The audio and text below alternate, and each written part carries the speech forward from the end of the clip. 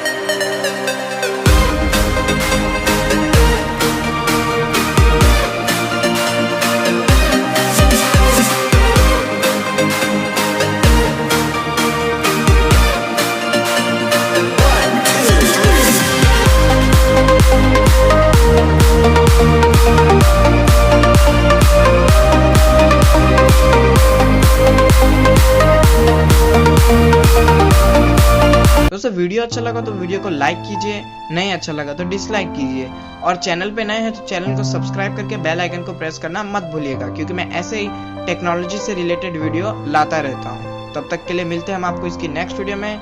Jai Hind, Jai Bharat.